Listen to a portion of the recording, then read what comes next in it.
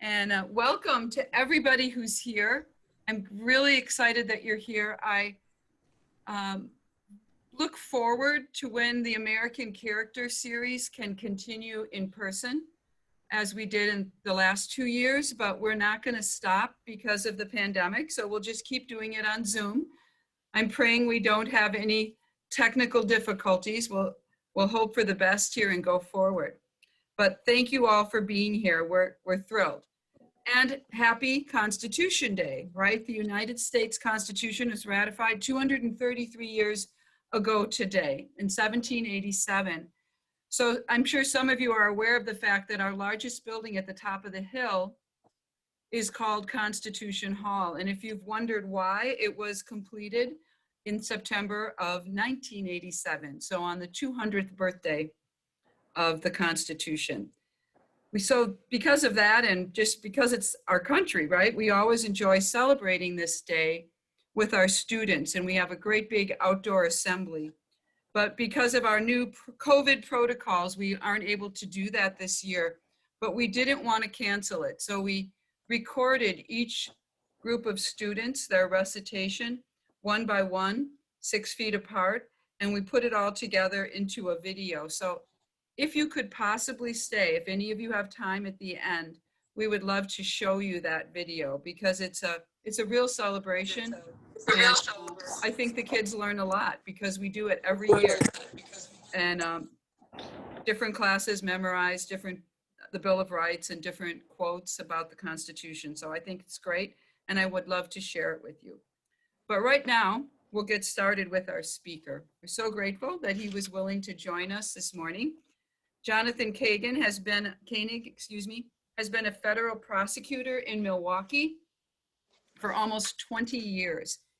He has prosecuted cases involving drug trafficking, firearms, child pornography, immigration, violent crime, and fraud. He argues frequently before the 7th Circuit Court of Appeals, and he's also served on the adjunct faculty at Marquette University Law School. Jonathan studied at Georgetown and pursued a master's degree in early American history at Cornell. His law degree is from William and Mary, and which is one of the oldest colleges in the country. Jonathan and his wife, Melissa Love Koenig, are proud BA parents. Olivia Gripe is at our school now. She'll be in the class of 2024. In his free time, he enjoys gardening, travel, reading, classical music, and of course, walking his dogs. So I'm really excited that he's here to speak to us. The US Constitution, a look back and a look ahead. Thank you very much. Welcome, Jonathan. Linda, thank you. I hope everyone can hear me. Thank you for inviting me to speak as part of the American Character Series at Brookfield Academy. I am honored by the invitation and humbled by the topic, our Constitution. In my work as a federal prosecutor, as I was telling the students, I deal almost daily with rights guaranteed by the 4th, 5th, and 6th Amendments to the Constitution. But in my remarks, I won't be talking about that very much.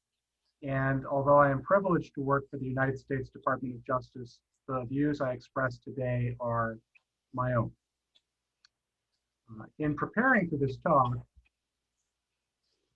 I pulled a lot of books off my shelf that I hadn't consulted since college or law school. And I tried to reflect a little on the Constitution and our obligations as citizens in a constitutional republic. I may be using the term republicanism or Republican, and in the context of this speech, I am referring to a form of government and not the Republican Party as it exists today. Certainly, I'm older than I was in college or law school, but I'm also a parent. So oddly enough, I may be less focused on the past than I was in my 20s and 30s in law school and graduate school. Toward the end of my talk, therefore, I would like to say a few words about the future of American constitutionalism. But first, some background. The story of our Constitution is, I hope, familiar. Delegates met in 1787 in Philadelphia with the mission of revising the Articles of Confederation, which had loosely bound the states together since the end of the American Revolution a few years earlier. Under the Articles, Congress could make treaties and alliances, maintain armed forces, and coin money. But the national government could neither levy taxes nor regulate commerce. There was no executive, and there was no judiciary. Among other problems, the national government had difficulty repaying the debt it had accumulated during the Revolutionary War. The desire for a stronger national government was therefore understandable. But the delegates who convened in Philadelphia vastly exceeded their mission. I say that with obviously great respect. Federation, they brought into being something completely new, a novel, complex, and intricate form of government with a much stronger national component. The debate over ratification demonstrated that many thoughtful people, known as Anti-Federalists, thought the document adopted in Philadelphia went too far in the direction of national or centralized power. They were skeptical that a republic could extend over a vast territory because this had never been tried. The republics they knew about from history were mostly small city-states, with the exception of Rome, which of course did not remain a republic. So what did the founders regard as the purpose of the Constitution? It was, in the words of the preamble, to create a more perfect union while also securing the blessings of liberty to ourselves and our posterity. These two objectives went together because without a more perfect union, the whole idea of an independent nation on American soil might fail. And failure would mean one of two things: a resumption of tyrannical rule, possibly by a European power, or a steady drift into the state of nature described by the philosophers Hobbes and Locke, basically anarchy. In neither of these scenarios would the cherished rights to life, liberty, and property be secured.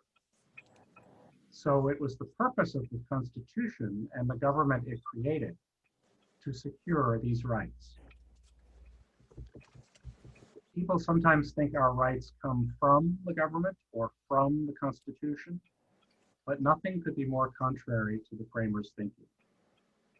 The Declaration of Independence had stated, as a self-evident truth, the idea that men were endowed by their Creator with certain unalienable rights, among them life, liberty, and the pursuit of happiness. According to the Declaration, governments were instituted among men to secure these rights. The men who framed the Constitution in 1787 had lived through heavy-handed British rule in the 1760s and 1770s, and they had fought the Revolution. But they had also lived through the somewhat chaotic period following the war, and they looked to the future with some apprehension. They knew from experience that government had to be strong enough to secure natural or God-given rights without being so powerful that it could trample them. They remained committed to the principles of the Declaration, but they had to find a way to carry those principles forward that would actually work. A great deal has been written about the brilliance of the Constitution in achieving a balance of these competing concerns through structural protections for liberty, what we call checks and balances. These included separation of powers, bicameralism, federalism, and judicial review. The specific guarantees set forth in the Bill of Rights came along in 1791, again after much debate, because a critical mass of people thought that the Constitution, in addition to creating a framework for government, should specify what the government could not do. The Constitution, for all its brilliance, was imperfect even with these additions. It did not secure any rights for enslaved Black Americans, nor specifically for women. But we should be careful about judging the document by today's standards, in my opinion. The choice that confronted the framers was existential. It was a choice between survival and failure, not a choice between the document they fashioned and the document we in 2020 would prefer they had created. In fact, where slavery was concerned, there was not much of a choice to be made at all. There were anti-slavery delegates at the convention. Gouverneur Morris from Pennsylvania was one of them. And he said in a speech at the convention that slavery was a nefarious institution and the curse of heaven on the states where it prevailed. He was no doubt correct about that.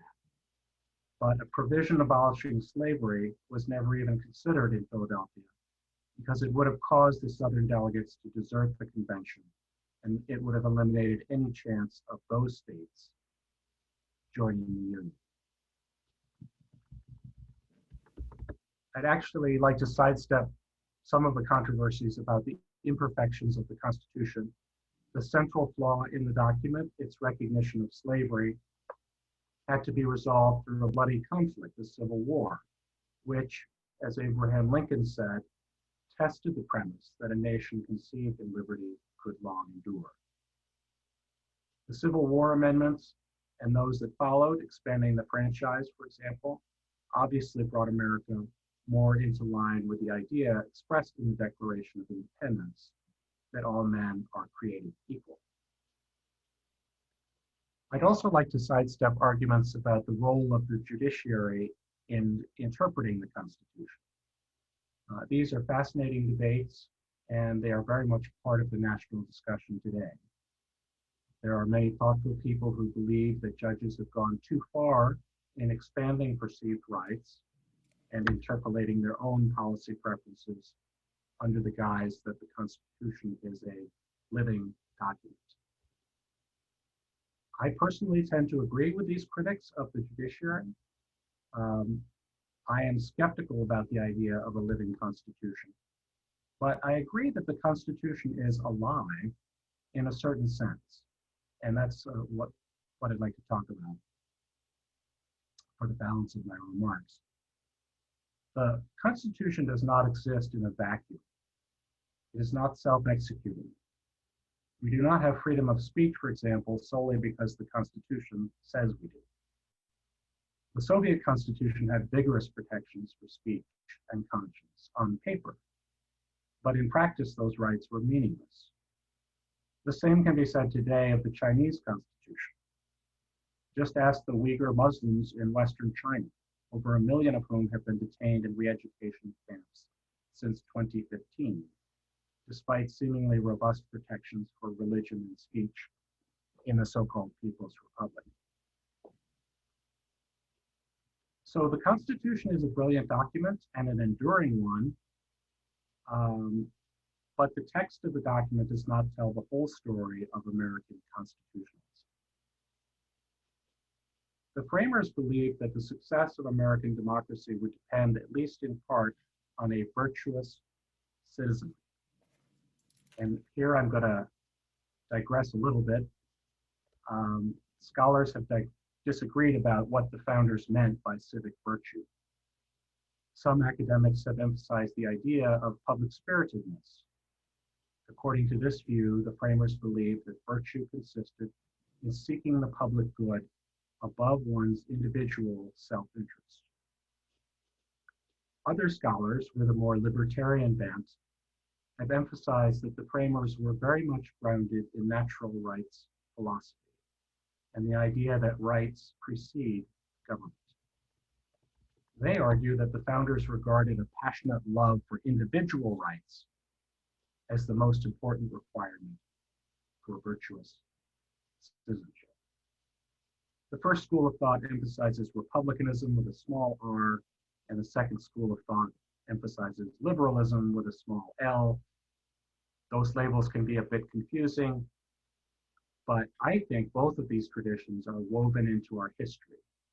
And I would argue that both types of virtue, public spiritedness and love of individual liberty, are key to the success of our form of government. Here's what Abraham Lincoln said about the love of liberty in a speech in 1858. What constitutes the bulwark of our own liberty and independence? It is not our frowning battlements, our bristling seacoasts, the guns of our war steamers, or the strength of our gallant and disciplined army. These are not our reliance against a resumption of tyranny in our fair land. All of them may be turned against our liberties without making us stronger or weaker for the struggle. Our reliance is in the love of liberty, which God has planted in our bosoms. Our defense is in the preservation of the spirit which prizes liberty as the heritage of all men in all lands, everywhere. Destroy this spirit, and you have planted the seeds of despotism around your own doors. That quote from Lincoln, which I love, brings me to a consideration of the future. This year's theme at BA is to embrace challenge. So let me outline just a few of the challenges to the future of American constitutionalism. I'm no expert, and you may disagree with me, but these are the challenges that I see. One challenge is ignorance. In order to preserve the spirit which prizes liberty, we need to know our history, cherish our rights, and celebrate the ways in which the Constitution secures these rights by limiting government power.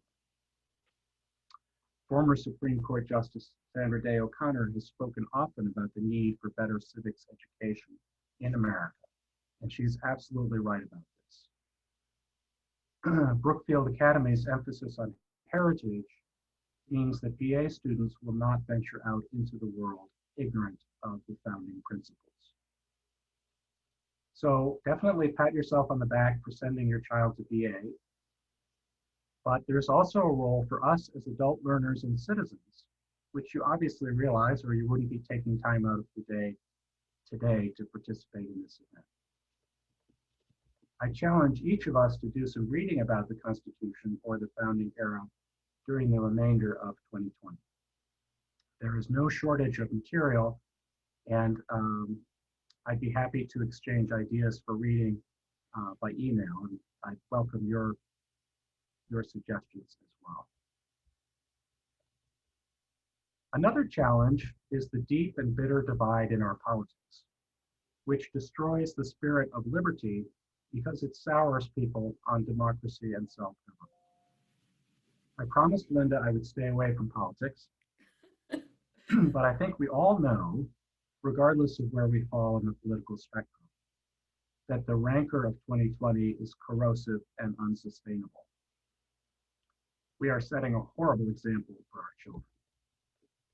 Changing our ways will require humility and compromise, but perhaps with effort, we can return to the kind of political culture we had as recently as the late 1980s and early 1990s, when Democrats and Republicans, for all their differences, worked together to reform the tax code, preserve the future of Social Security, pass the Americans with Disabilities Act, and enact major revisions to the Clean Air Act.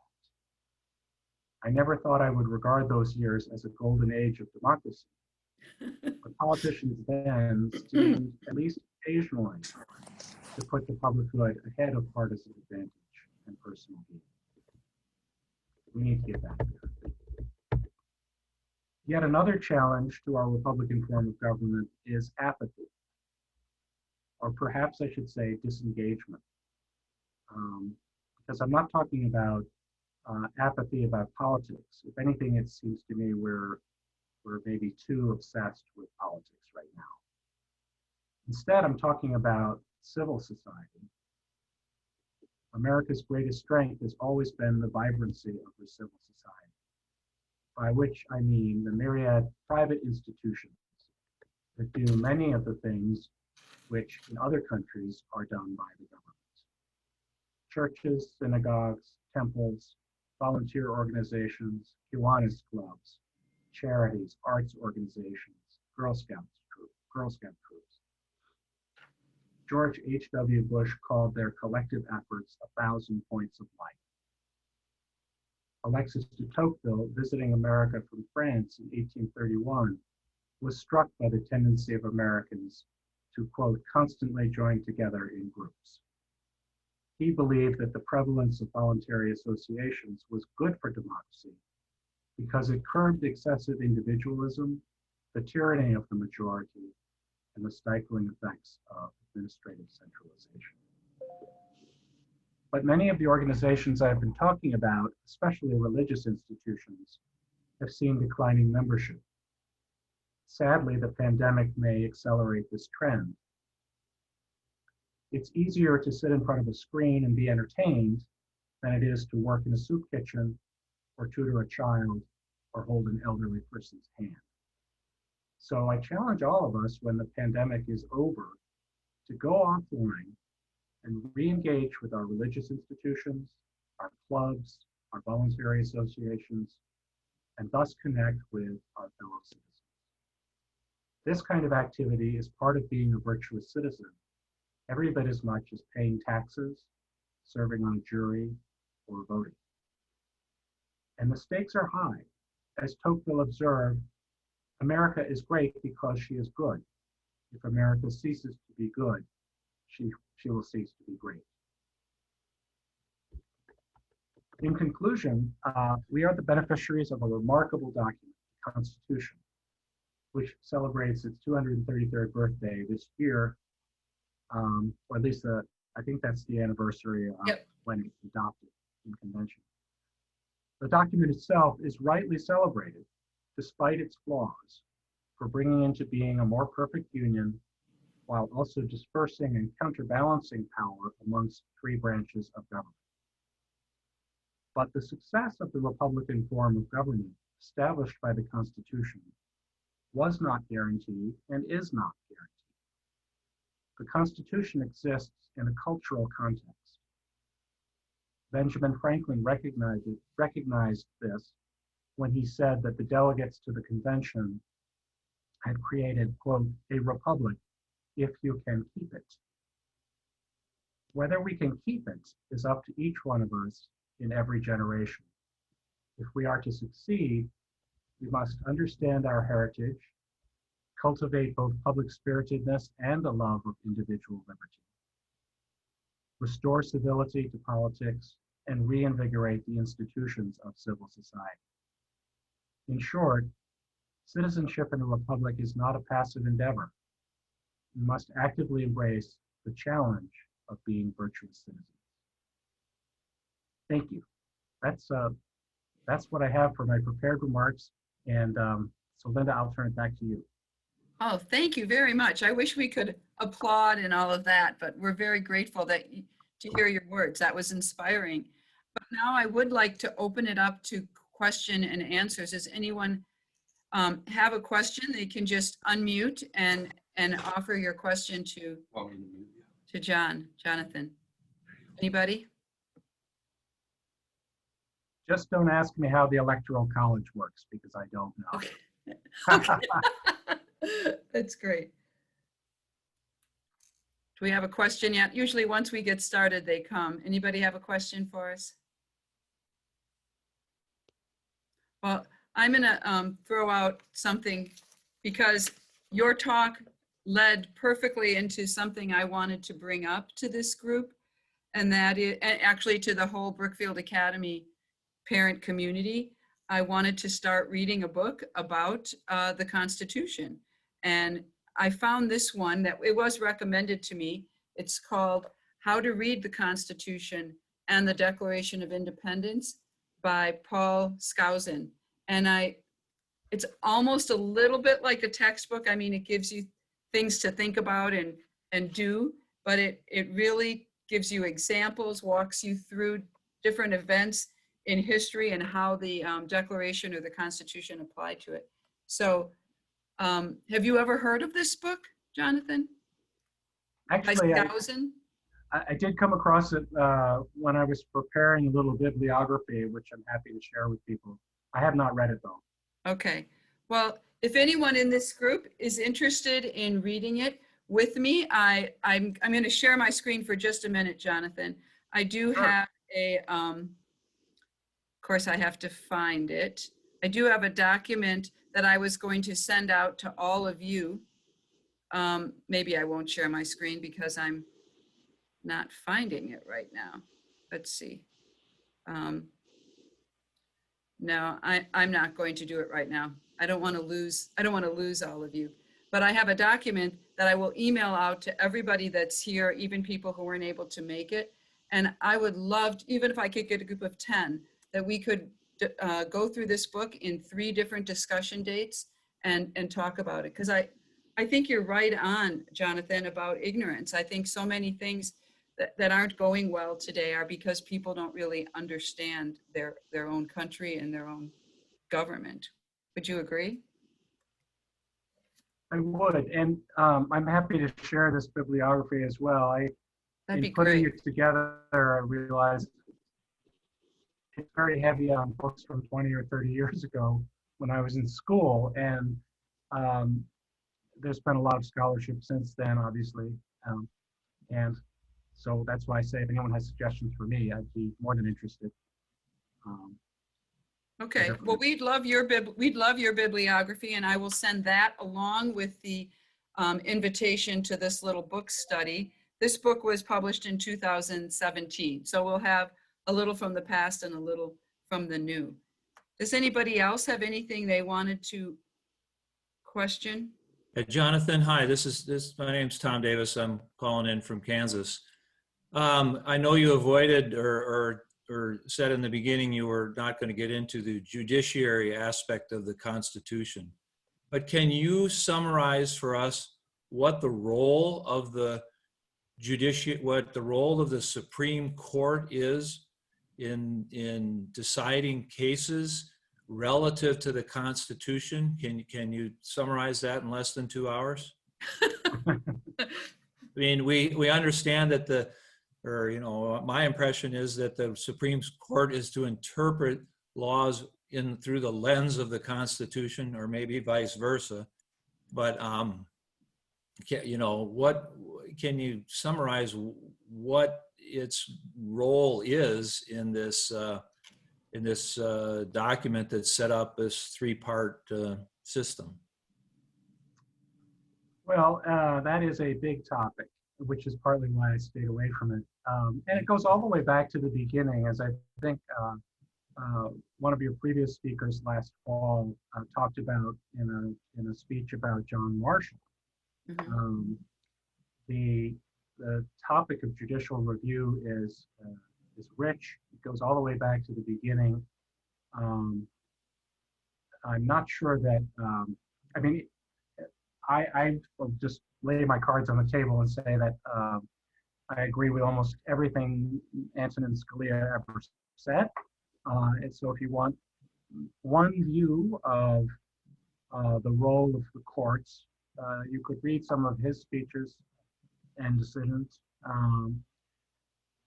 There's obviously a contrary view. I think among scholars, maybe the most articulate proponent of a more expansive view would be a professor at Yale named Akhil Reed Amar, and he has a recent book which you could look at for a little bit more of the living Constitution point of view. But it's a big topic. Maybe we'll bring you back for that topic. Jonathan, Okay. Maggie out here has a question.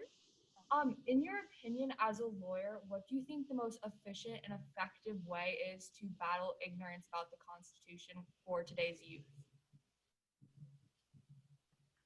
I'm sorry, I couldn't hear that question. In your opinion as a lawyer, what do you think the most efficient and effective way to kind of battle ignorance about the Constitution is in today's youth? In today's youth, how to battle ignorance in today's youth. Read deeply and broadly. don't limit yourself to NPR or Fox News or the New York Times or the Wall Street Journal. Read all of those things and form your own opinions. I guess that would be my quick advice to you. Okay, We have thank you. that's another aspect of our political culture right now is we're very tribal, and we're very, we read, one side reads its journals and its newspapers, the other side reads something else, and so I would challenge you to transcend that and be a little bit open-minded, especially when you're young. Okay, thank you so much. I have a question also, Thank you. or statement also. I try and engage when I'm talking with my kids about some of these issues.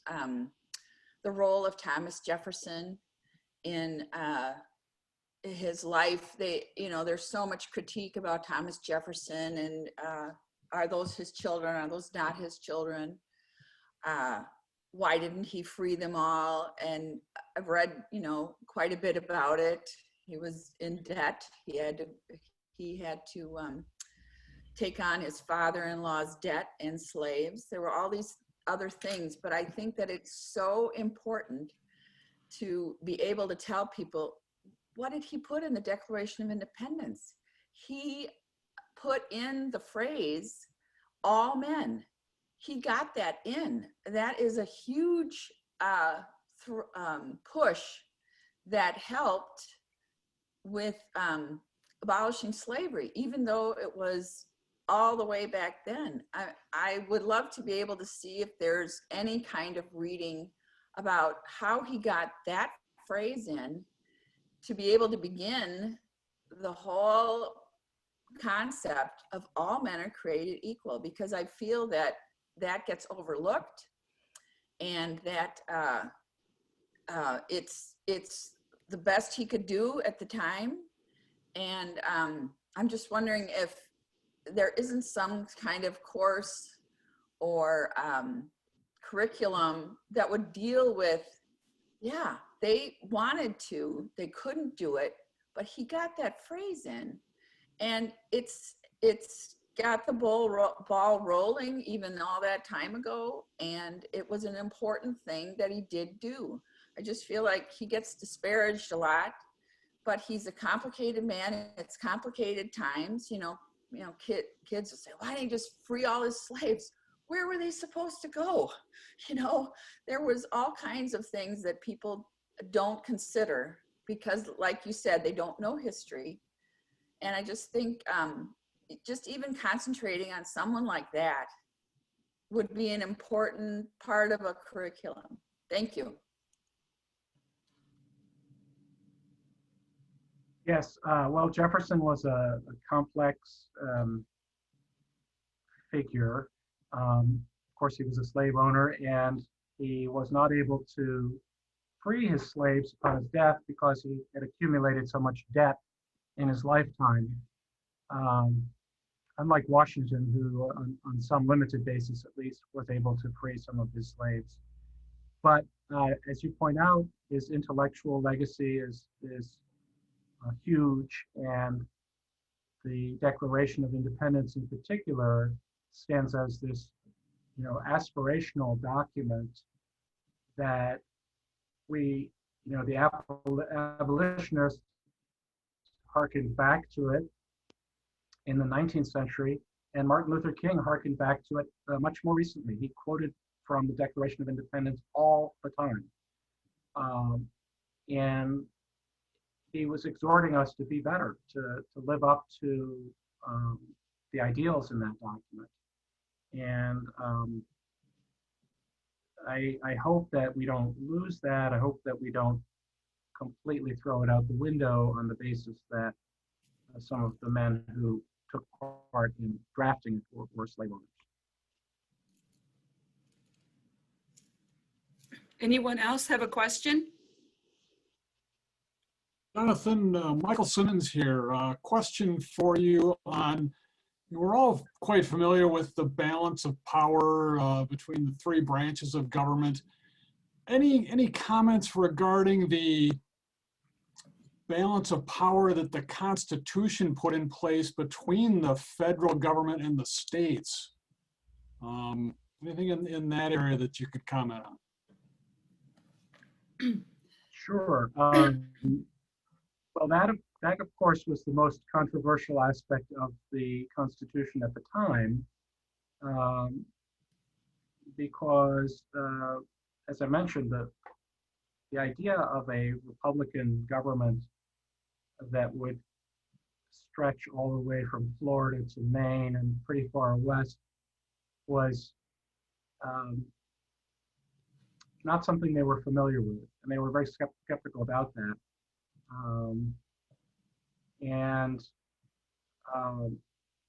I doubt that they would recognize the federal government we have today, to be honest with you. But the idea of federalism remains strong, and I think it's an important check on the power that the national government has. Again, it's both part of the machinery, as it were, but it's also part of a culture. And I hope that we will hold on to that as well, just because I think, as a general proposition, there's a lot of value to citizens solving their problems at a local level, and where the elected leaders are closer to the people and understand their problems a little better. So I hope we will always have that as a feature of our democracy. It's hard to imagine that we won't, unless the document is amended in some really significant way. Good. Great. Any other question? Okay, Jonathan, I'd like to take a minute to show the assembly that we had. If you all have a little time, we have a video of the Constitution Day assembly that we put together in this novel way of recording it instead of being outside, which we normally would be doing this morning.